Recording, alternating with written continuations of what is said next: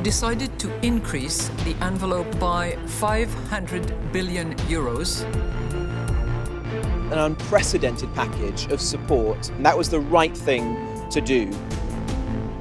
We need to invest together to exit this enormous crisis. Alors il y a des trous dans la raquette. Bercy est en train de faire ses comptes et effectivement les comptes font peur.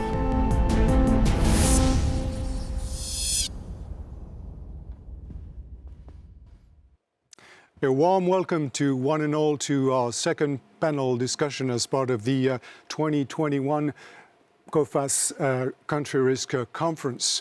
What makes a state efficient when faced with such an unexpected and large health and economic crisis? The state and the economy together for better and for worse. That will be our topic for discussion today in various European countries and in Europe as a whole as well. Together with me to discuss this fascinating topic today are Maya Atig. Good afternoon. Good afternoon. Welcome. You're the Managing Director of the French Banking Federation, la Fédération Bancaire Française. Enrico Letta, welcome. Thanks very much for being with us. Thank you. You're the Dean of the School for International Affairs at Sciences Po, of course, a former Italian Prime Minister, Member of Parliament, Member of European Parliament, and the author of many books as well on international and European affairs. On the line with us today are also Professor Michael Hüther. He is Professor and Economic Director of the Institut der Deutschen Wirtschaft in Köln. Willkommen, welcome, and thank you for joining us. And we are also joined in Madrid by Pablo de Ramon-Laca, who is the Director General of the Treasury and Financial Policy of the Spanish Treasury in Madrid. Thanks very much for being with us today, Pablo, as well. Thank you for inviting me. To get the discussion started, joining us also this afternoon is Sylvain Aurébi. Sylvain is the CEO of a company called Cosmi Tea, which has activities and stores in various European countries.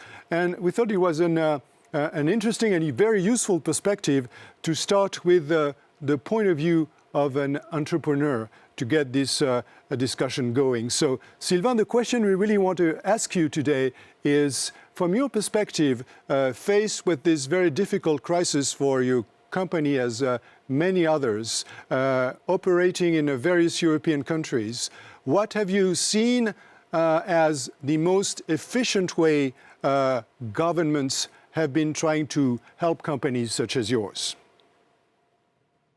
Well, this is a wide subject. First of all, you know, all of you know that there has been a tremendous difficulty this year for us in retail in general, and I'm speaking about retailers because this is what I know best. It's been very, very tough, and all companies have been in major stress. And so we expected quite a lot from Europe in general and governments in particular.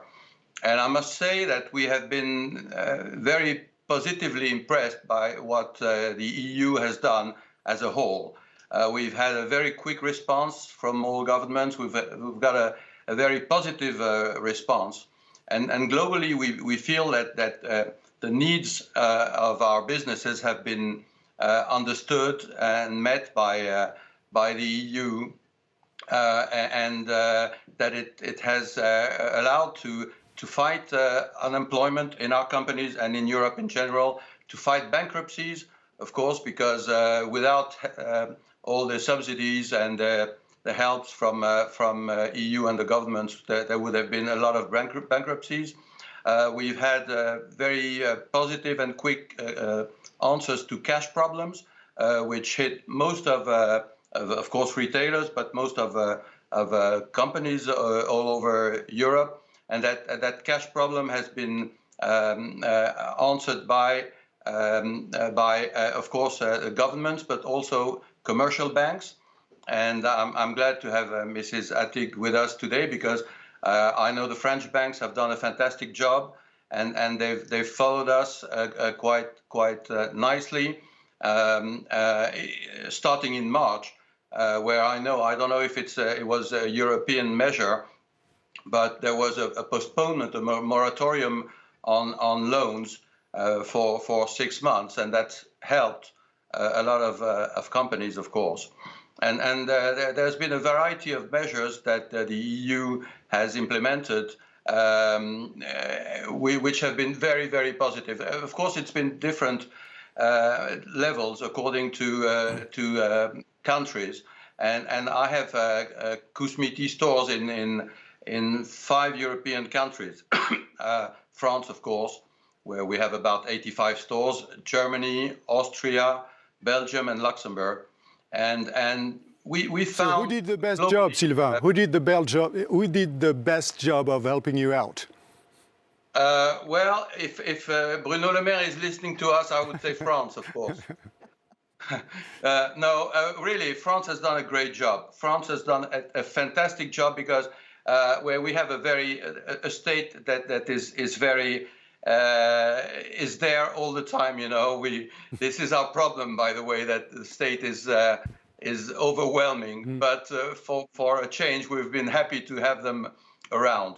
All right. France has been good because we've had that short-time work, le chômage partiel, immediately and very widely. We have loans, guaranteed loans, where the state takes 90% gives 90% of guarantee to commercial banks. We've had the Solidarity Fund, which helps all type of companies, small and now bigger. And so the French government has done absolutely 100% of what could be done, really. Okay. And so I would say the number one. That doesn't mean that the others didn't do anything. On the contrary. But you have different ways of acting. Like people like Luxembourg, they're very business friendly, business oriented, and they've done things very quickly, quite nicely. It was online. You could get help online. You could get loans quite easily, and that was easy. Belgium was more difficult because you have 2 different entities, like the Flemish part. It acts differently from the Wallonia, and the help we got was much smaller, not on the short time work, which was okay, but nevertheless smaller than in other countries. But also the help that you get when you have a store in the Flemish part is different from what you have in Wallonia. Okay. I don't know why, but that was the case. And then Austria was quite good also, where we got short time work very easily, where the employees got about 80 to 90% of their salaries. We had the subsidy also for loss in revenue, like we had in France. And of course, against that, we had to keep the employees. You couldn't get rid of them after having the money. Okay. But I don't think you had much in Germany and Austria. You didn't get. I don't think you get those loans guaranteed by the state. Okay. And you didn't get much help on the rents. Also, when you're a retailer, the big thing is the rent. Okay. I don't think you got enough help from governments on rents, which is the major problem for us. Okay.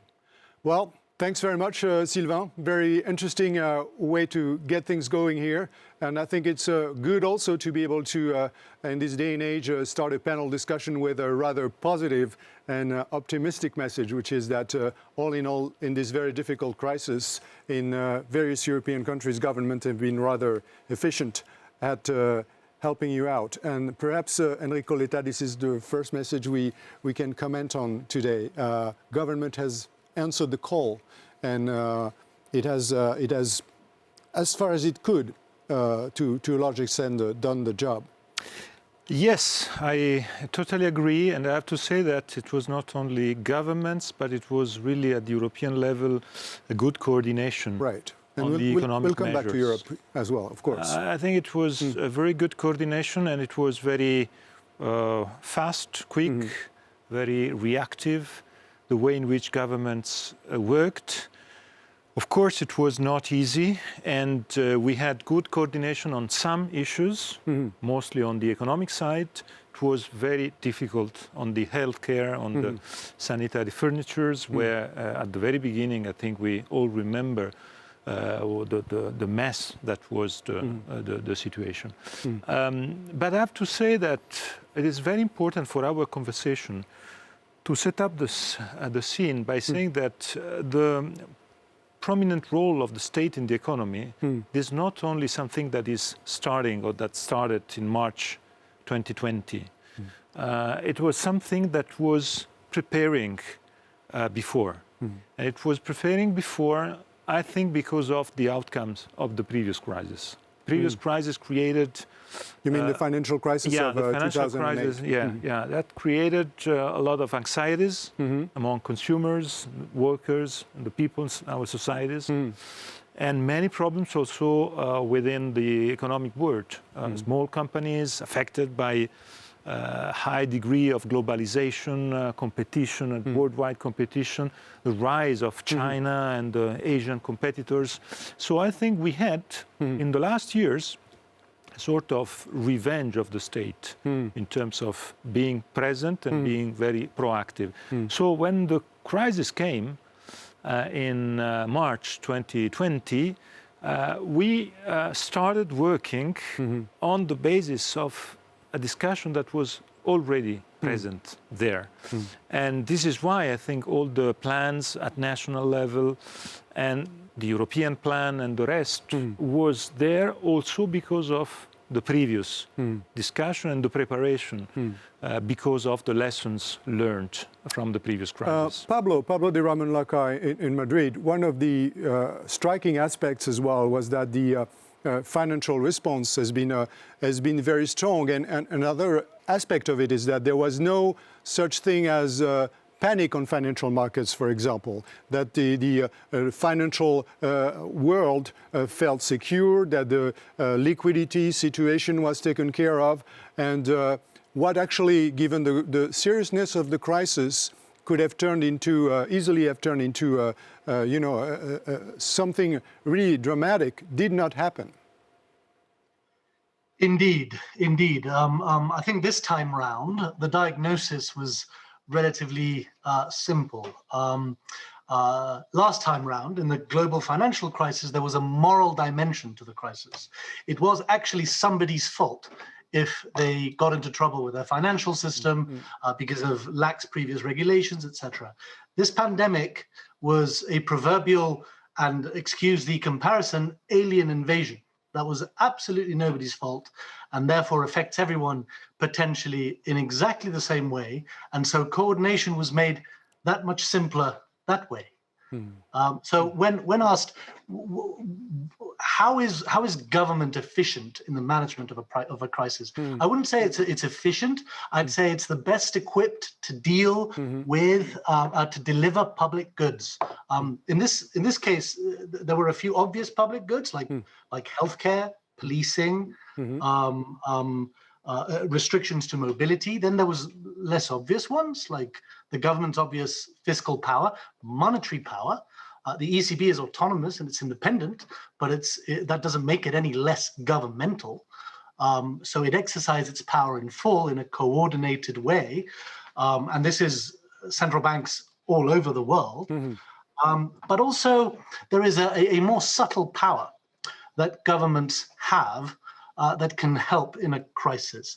This is the power to coordinate private agents, which one could call the bully pulpit. The bank moratoria have been mentioned. And much of that have been agreed, and these moratoria have been extended voluntarily by a banking sector more than willing to cooperate. And Maya will of course certify this. But they are under the umbrella of the European Banking Authority's agreement to provide this favorable treatment. So in this way, government acted as a way to coordinate the goodwill of private agents for which the Nash equilibrium would be possibly not to cooperate. So that is what has been exercised well in this case. And in the financial markets, I think this time round, governments have a function in financial markets in which, because they are the benchmark against which other credits are measured and compared. So they deploy the full faith and credit of a modern state managed by a legitimately constituted government with the consent of the population to tax now and in the future. This provides it with the ability to issue the safe asset, which everyone's run towards in a crisis in order to feel safe, put it that way. Okay. So this ability helps it extend government guarantees, which we have done. So this is what's worked well this time round. Of course, this remains a very deep and serious crisis, and we don't want to give the impression that everything is fine and everything has been working out. But certainly, this aspect of it has been working, and particularly, as Pablo was pointing out, the relationship between government and banks, and the extent to which governments relied on banks very heavily in a number of countries, and of course, specifically in France, as you know better than me, to make sure that as many companies as possible could remain in business, and therefore as many jobs as possible could be saved. Exactly. This is the way in which the response was built, in fact, since the first days. And it comes from the very nature of this crisis. We have been going through different crises for tens of years, but this one is a very big sanitary crisis on an economic ground, which was in many cases safe and with solid economic ground. So how do you do to transport the economy and the people from a moment where they're safe to another moment where they're safe, but they have to weather a storm? And so on the basis of this common analysis, the work which has been done relied on two words, trust and dialogue. And it was very simple. Trust me, discuss with me, we will not full agree from the first minute maybe, but in an hour we'll agree.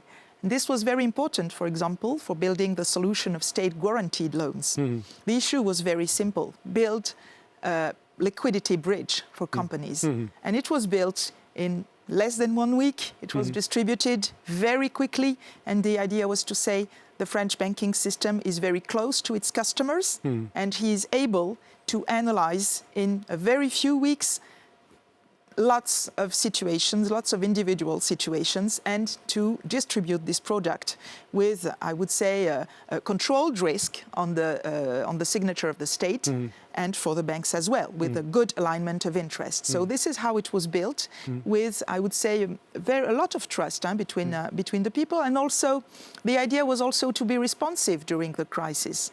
For example, in the first days, we didn't have any reporting, and so we built this reporting very quickly in a couple of weeks.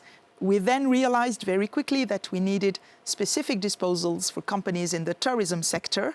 So we built a specific state-guaranteed loans for the tourism sector. And we all built that, not always with the state holding the pen, but with the state giving the objective and us bringing the solution. So we are very proud of that. And thank you very much to Sylvain for his words. Professor Hüther, what is your assessment as to what the various governments in Europe responses have been to the crisis? What from your perspective has worked, and what perhaps has been found wanting, if anything?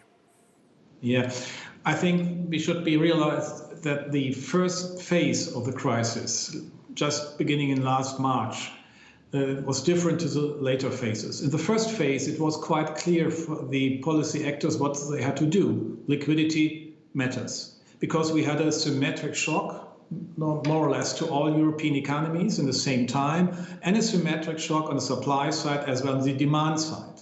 So it was just in the first row, the first challenge, how to stabilize, as already was said, the company, the business models, and the employment.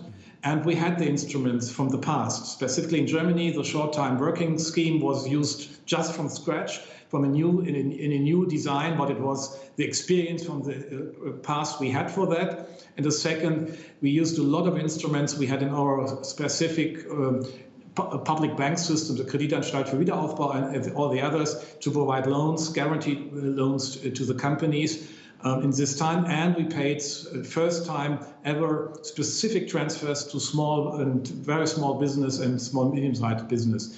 So what I would say, in the first phase, more or less in all European countries, they had to do the same, and it was quite clear what was the challenge. Mm-hmm.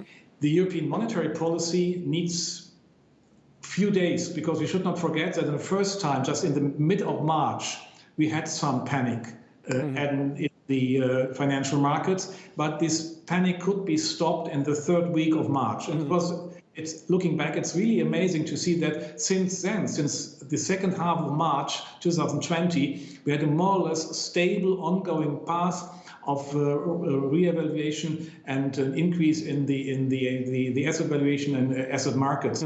So this makes clear that after first shock, also the ECB used the right words, used the right instruments, and was able to define an appropriate surrounding for the fiscal policy approach. The second phase, we shouldn't forget, was then in summer, when all governments was asked for specific programs, as we should named it as a deficit spending design, because then we had the reopening of the markets, the demand shock came down, so to say, and on the other side we had to re-incentive the supply side to come back, and specifically in Germany, in Europe, we had to realize that the worst thing was closing the borders. First time since the beginning of European integration, in March and April, we closed the borders in Europe. And this was really a threat to the global value chain, the international value chain. And so it was one very important point to come back to a common European approach in this time. The March program, sure, and all the other $1 billion of euros which were available, and then next generation EU as a second phase, and as I said already, the deficit spending programs in summer. That makes clear that in the third and fourth quarter last year, we had an ongoing upswing of the economy, totally different, a little bit different for the European countries due to their structure. Germany is more oriented to the export market, so it was a little bit easier. We could bring in the positive impact of a strong regaining in China and East Asia, for example. So you see in the end of the year only -5% for the GDP in Germany, minus something like 7 or 8% in France, a little bit more in UK. So the differentiation has to do with the structure of the economy. But overall, I would say in 2020, the policy action and policy reaction was appropriate. Okay. So, I mean, if I were to summarize the various points of view, I guess you could say so far, so good. And if you were to summarize perhaps the way the government is acted, certainly in France, there's this sentence by French President Emmanuel Macron, quoi qu'il en coûte, which is pretty much the equivalent of Mario Draghi's in past times of whatever it takes. Enrico, Letta, how far can you take whatever it takes? When does the moment come? Because obviously, what you're all saying is that the response has been massive. The response has been appropriate. Obviously, it hasn't solved everything. It remains a very difficult crisis and a deep recession. But a lot of good has been done. How much more can you do, and how much longer can you do it? And is there a concern that at some point, if the crisis lasts too long, we'll come to the end of how useful a state or a government can be? Frankly speaking, concerns are very high. And of course, if we take the example of Mario Draghi's, whatever it takes. It was in 2012. Yes, and now we are 9 years later yeah. And it is still working. Yes. But of course, I think it depends on the pandemic, on the way in which the vaccine campaign will work. And I think there's an immediate link with this vaccine reaction. But in my view, it is impossible to think that this injection of state money or state tools can last too much. I think we have to be very cautious on that because the economy has to start again to work in usual environment with usual behaviors. I don't think that we have to imagine a future in which we will be back at 19, because there will be a lot of changes. And there I see a role for the state to push the changes and to help companies in changing, for instance, for the digitalization, for instance, in many changes in supply chain and retail activities. At the same time, it is absolutely necessary to think again the way in which coordination can work. My guess and my hope is that maybe G20 or OECD or G7 can set up a sort of index of the cost of non-coordination. That is, for me, one of the main lessons for this pandemic, because if you take the first period of the pandemic, the lack of coordination, not only on sanitary furniture, but on many issues, created a sort of panic, sort of high price in terms of human life, but also in terms of resources, financial resources. We wasted a lot of money because of the non-coordination. So why don't we, for instance, as lessons from the crisis, we create a sort of index of this cost of non-coordination. That can be, I think, a very important red alarm for the future and can bring countries to think that coordinating can save lives, can save money, can create more virtuous tools, behaviors, and I think that this coordination can be the very challenge for the future too. Pablo, are you also concerned that whatever it takes may come to an end and that the consequences would be devastating? Whatever it takes is a very political declaration. It's not a matter of instruments. It's usually a matter of political will to coordinate. And so I think the political will still be there as long as there is consensus as to the nature of the problems we are facing. If the narratives change in the politics of each country as to why other countries are suffering more, or why some countries are suffering more than others, and begin to once again attribute it to moral differences or cultural differences or essence, more essential inherent differences within countries, then I think we're in trouble because coordination fails. For the moment, I think it is pretty solid because an excellent job has been done by our elders and betters at the G20 and our elders and betters within European governments to find a common diagnosis of this crisis and a common prescription. So as long as we remain trustful of one another, I think this can go on for a significant period. But of course, we have to be vigilant and we have to prepare for a moment in which that trust collapses. And how do you prepare for that? What does that mean to prepare for it? Well, I'd like to say something as topical as hope for the best but prepare for the worst, but I'm not going to. It is to help as much as possible with an eye on not incurring too much debt. The narrative has changed about debt sustainability. It's not the same as having having 120% like Spain has debt to GDP is not the same issue as it was 3 years ago. And that's very welcome because what matters for debt sustainability is the debt burden. But if you'll excuse us, we will incur a little more debt, but watch out not to have too much of it, because there are certain political narratives out there that still reasonably believe that there are limits to debt and to the impact on growth, etc. And so we are still prudent, I think, in that sense. So, hope for the best, but prepare for the worst. On résout le problème de la destruction de valeur par de l'endettement. Professor Hüther, Germany is notoriously known for its concern with debt, and are you concerned with whatever it takes? And when you see these debt increases in various member countries, including Germany, of course, but nowhere near as much as in other countries, do you worry about how far this may go and what it could entail? I think we should realize that in Germany, just 2 years ago, the public and political debate changed concerning the public debt and the debt brake. In this crisis management, we saw very early in summer, in the springtime, there was not really any hesitation to use deficit spending to cure and to compensate the loss caused by the pandemic.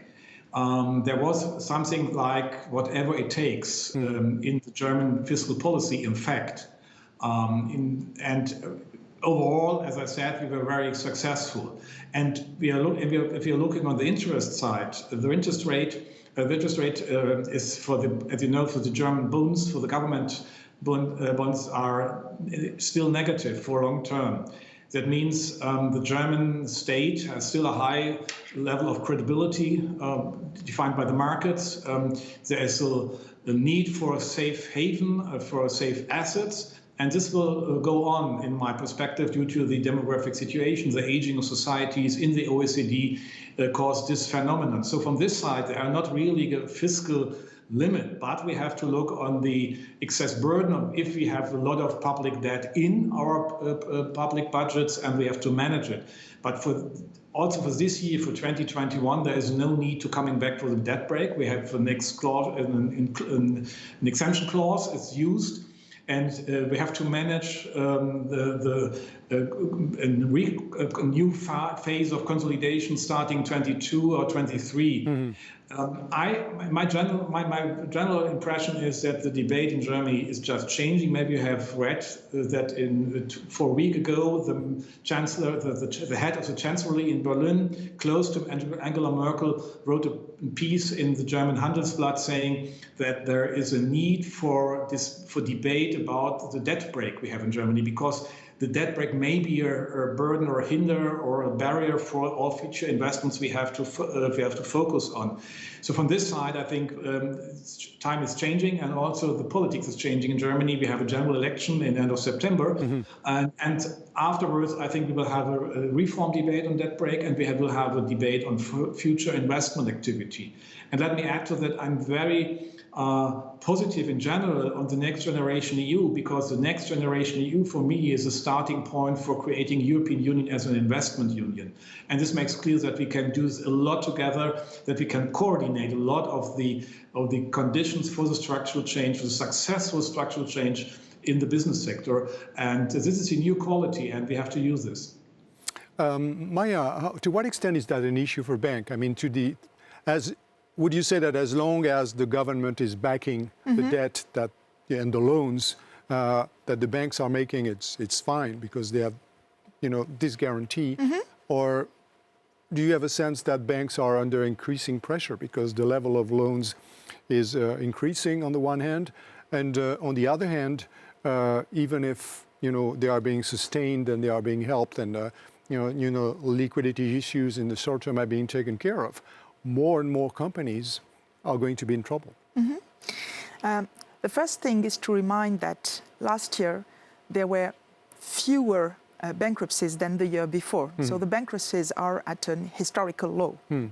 And there were lots of new companies created, lots of new businesses launched. Mm. So lots of people trust the future in a way, or are trying to diversify their activity. Yes, but some would argue that the fact that you have fewer bankruptcies last year reflects the fact that it was easy to get financing, uh-huh. and that perhaps you supported companies that were not viable, the so-called zombie companies, and that when this excess, so to speak, of finance comes to an end, mm-hmm. then we'll be faced with a massive wave of bankruptcies. So this zombie story, frankly, I don't buy it. Okay. Why? Because the selection of state-guaranteed loans was done in a quite harsh way. Okay. And the second thing is that the time which was bought and which was given to everybody was done for finding other solutions. So in the slideshow, you will see that there is a graph on the recovery of sectors over the year with the National Statistical Institute figures. So we have most sectors coming back to their pre-2020 situation, with the notable exception of transport and of course tourism, everything which is linked with restaurants, hotels, etc. So all the others are more or less between -5 and +5 versus the previous year. So this is very close to the previous year situation. So all the companies in these sectors were able to recover, and so they have weathered the storm. And so all the aids now are concentrated on the distressed sector. Lots of evolution has been made, and there are studies going out showing that the aids are not taken by all companies. And this is very important to say everybody is allowed, but not everybody is taking this. Only the ones who need it are taking this. And I would say the strength of our system, whether the administrative or the banking system, is to be able to personalize and to help the companies make the good choice. So what is at stake today is to be able to talk not to zombie companies, but to companies which have the choice and need to change their model. And so how do you do to help them changing their model in the most efficient way? The answer is very simple. Last year, investment loans, which exclude state-guaranteed loans, increased by +6%. So the banks continued to grant credits to the economy in a way which is at the same time rational, because most of them still have projects and transformation and investments to finance. And it shows also that the machine is working outside the state-guaranteed loans. It's not the only way to finance companies. So in a nutshell, I would say that I would quote also Mario Draghi, because the second part of his sentence was, whatever it takes, and believe me, it will be enough. We often forget this part, but this is a good one. So on the plus side, we've had an efficient government response that has limited the extent of the recession. We've had companies that are financially secure in most cases, obviously in not all of them, but there are no liquidity issues. The financial markets are holding up.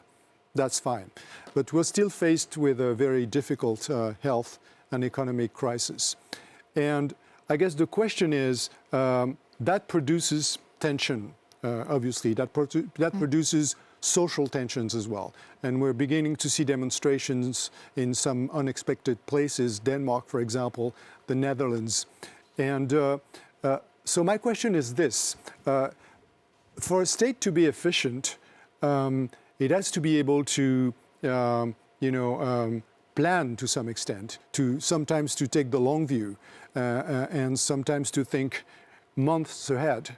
And is there any concern, in your opinion, Enrico, Letta, that because the social tensions might decrease and the climate might become very difficult, that it may become increasingly difficult to govern efficiently because you're under so much pressure, then your ability to think ahead, to plan for the next crisis, to plan for the next year will be compromised?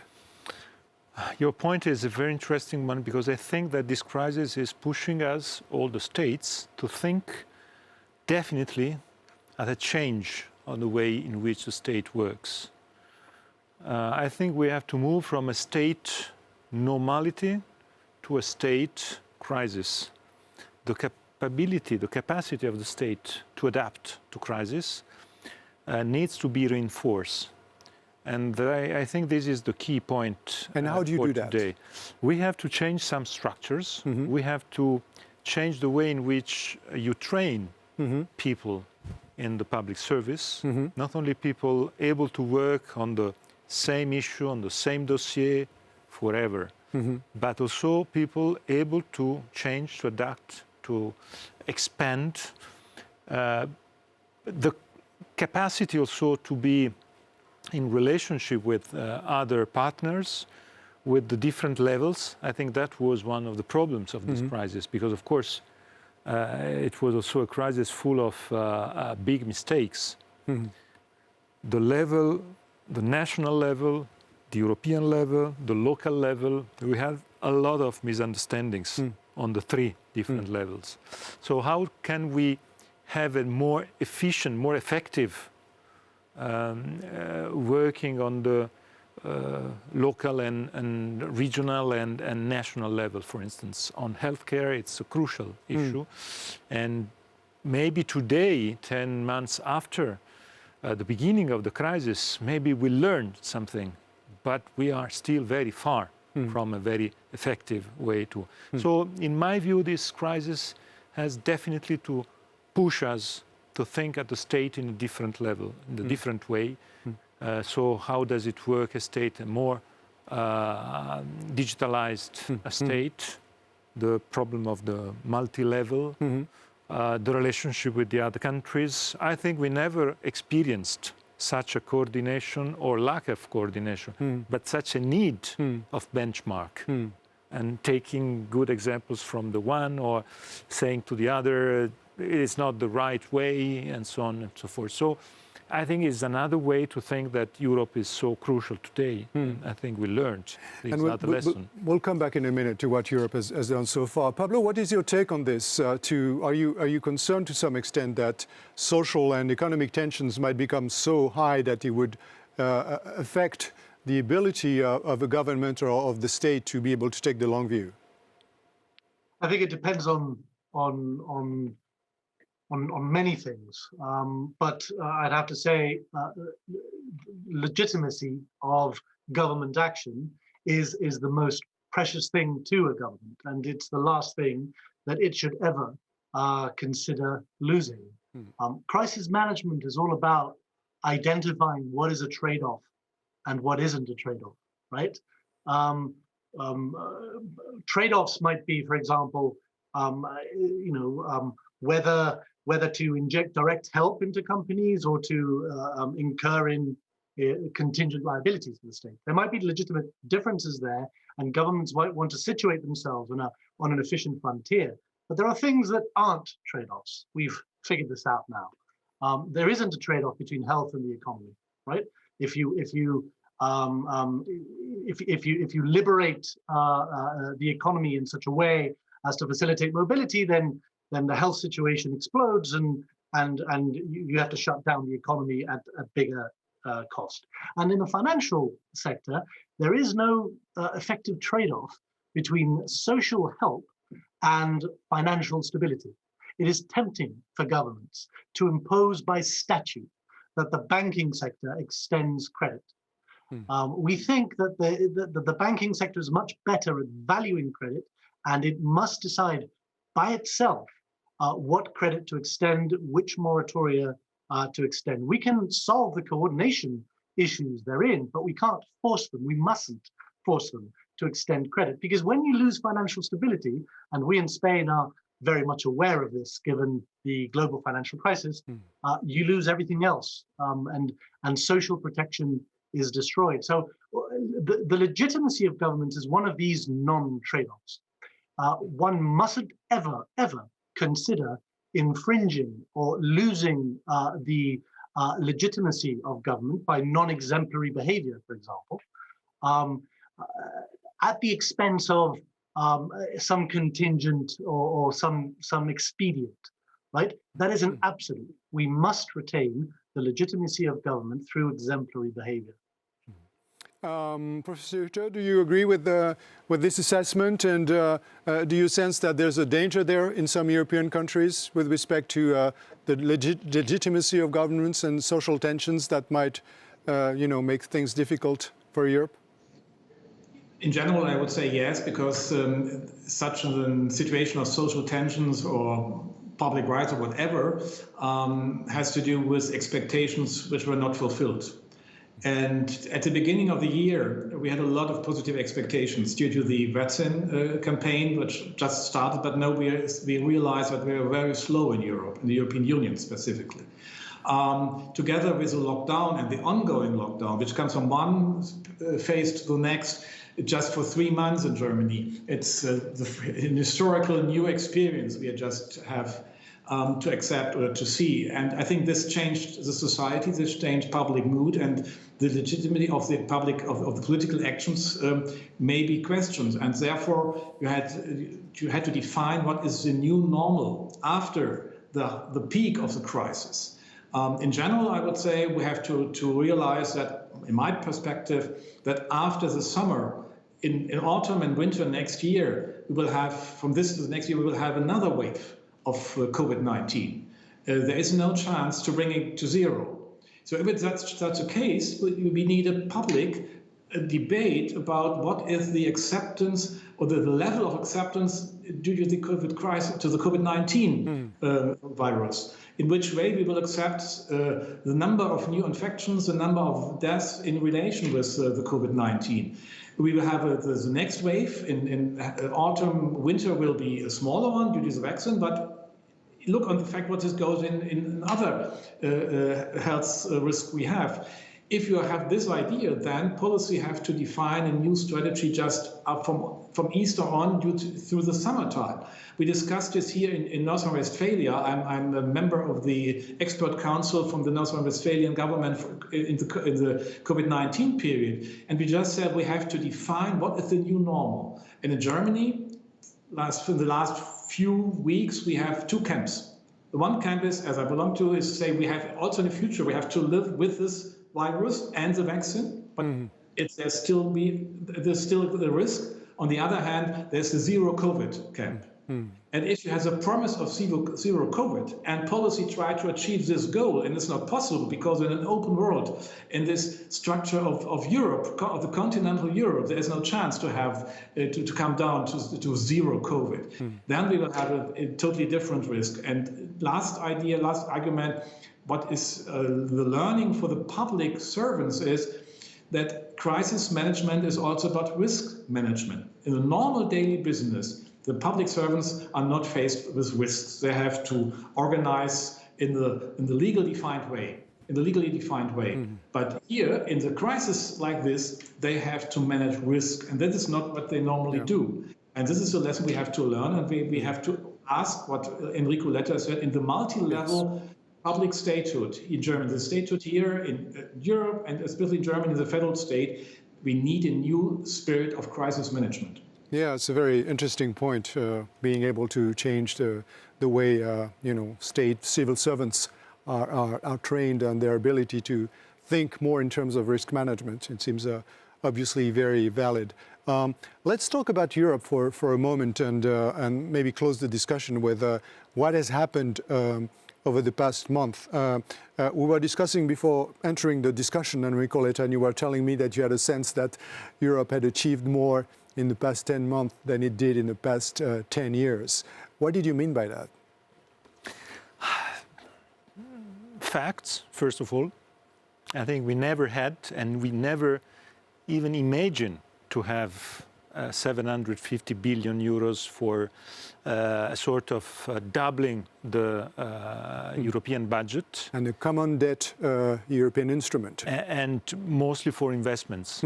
And we know very well that Europe needs investments, and it is the most important challenge for Europe in relationship with the rest of the world, with China, with the US, and we need to have investments to raise the level of our economy and our companies. So I think, first of all, it's a point of link to the dimension of the intervention. Second, the rapidity of the intervention.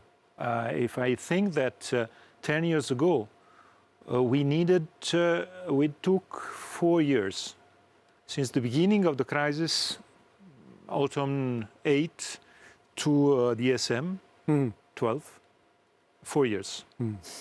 And for this crisis started in March, if I may say, and then May the 18th, we had the Franco-German meeting that was the very beginning of the idea of the creation of the idea of Next Generation EU. Then July European Council and December European Council for the final approbation. So in 9 months, we did it, and we did something that is incomparable with what Europe did in the last 10 years. And at the same time, I think the European Union was very good in raising for the first time after 70 years a true social Europe. That is, in my view, essential, is a pillar that is essential aside of all the discussions that we are having today on financial issues, on how to finance economy. But we know very well that without a strong social pillar, it's very complicated to be successful at the European level. And we know very well that there was a big obstacle. And I remember all the tales of Jacques Delors about what Margaret Thatcher did to stop any move and any achievements for social Europe at the very beginning. And it was the same later on. So I think Brexit, at the end of the day, has been a fantastic opportunity for the European Union. And we have to stop crying. This is my take on that. Because, of course, they decided. It is a shame, it's a pity. But we can take some opportunities from that. One of the opportunities is related to the fact that now we are able to move for the creation of a social Europe. And we are in the period of the Portuguese presidency. And the Portuguese summit in Porto May will be on social Europe. And the plan, sure, was approved. The ESM for healthcare was approved. So I think there are many, many important achievements even on that point. Yes, social Europe is certainly more important than ever because inequality everywhere is increasing. Would you agree, Atig, that Europe has done a good job of making things happen quicker and obviously making this huge step forward of being able to issue a European common debt? How important was that? What was important, according to me, is the fact that it was possible to build a huge plan and something very ambitious with common objectives on very different grounds, and to find a solution where you give, common, I would say, a common way and a common way of looking forward. And you say, we know that there are differences between countries, and so each one will build, even at the local level, his solutions with the same money, the same objectives. And this is very strong, because this is what we all want in centralized countries. We want the money and the decision to be centralized, but the solution to be local. And this is a very good articulation. It's very positive to see that it can work. So, this is very, I would say it would be very useful to continue this way, because it will make us future ready in Europe. Pablo, from your standpoint, how important was it to be able to to rely for the first time on a European common debt instrument? And is that something we should push further? I think it was a game changer. I think it was historical. It wasn't quite Hamiltonian moment, if you're going to get picky about it. But I think it was an extremely valuable step forward. We have the opportunity to set up the liquid, stable, available, abundant, safe asset that the Eurozone has been lacking all these years. To complete the Euro area, this is an indispensable tool. Now we have an asset that can hope to someday rival the US Treasury in liquidity, availability, and use as a reference. So I think we should take advantage of it. And I think we should help these consensus building in order to allow the Commission to keep issuing, to make it standardized, because I think the benefits for the euro and for individual DMOs, government issuers, is obvious. Far from competing, I think there will be more money from international investors pouring into Spain, Italy, France, and Germany because this safe asset is available.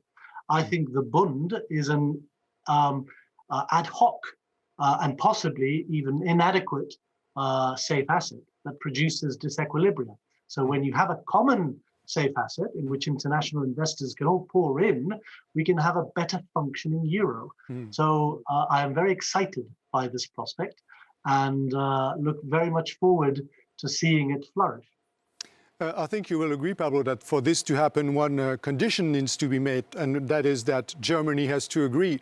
So how about it, Professor Hüther? How about pushing this European common debt instrument further? Do you think Germany would be amenable to it? It depends on the person who asks in Berlin, for example. We will see after the general election. Maybe there's a cleaning up of the setting, and we will have a restart in the German debate. But I agree that the next generation EU is really historical in the sense that it could be a new perspective, as I said earlier in our debate, as a European investment union, and therefore we need this European bond. As a safe asset that will have an impact on the capital markets and could strengthen the European position in international perspectives. It's quite clear. It's a really important point. But therefore, we need a general common sense about the idea of the next generation EU. Is this only something like a fund for reconstruction? Or is this something like an investment union idea? And in the second sense, I would say this could be a strong argument in Germany and for German politicians to agree, because we have a lot of need on infrastructure investment on common ground in Europe to do it together. And therefore, it's a good idea to use this new financing instrument. And let me add two other points. We should not forget that Europe started in a very poor position, because in March, it was all about the national authorities. The closing of borders was really a negative experience for Europe. But then Europe came back very soon in April with the April package, 540 billion sure for unemployment, for short-time working scheme, the European Investment Bank program, and additional from the ESM for first setting in the different health sectors. And then we had this acceptance of the next generation EU, and I think that's really an interesting experience we made. It's in historical terms, it's really more positive than negative. But we have to learn that also on the European level, we need something like a crisis management and a capacity for some actions we never did before. For example, the negotiations the European Commission had to make with the producers of the vaccine, and we were too late. And the treaties are not designed as it should be as a state of the art. So there's more positive, but also some negative in the assessment of European politics in 2020. Thank you very much. I think we'll leave it there. It was a rather constructive way of putting things and to demonstrate that Europeans can agree on innovative and new debt instruments, and specifically that will be able to carry us forward. So thank you very much to all of you for taking part in this discussion. Professor Hüther, Pablo de Ramon-Laca in Madrid, Maria Atig in Paris. Thank you very much. Enrico, Letta, thanks very much for being with us. And thank you very much for all of you for taking part and following this discussion, which was the second roundtable of this Coface Country Risk Conference. More to come.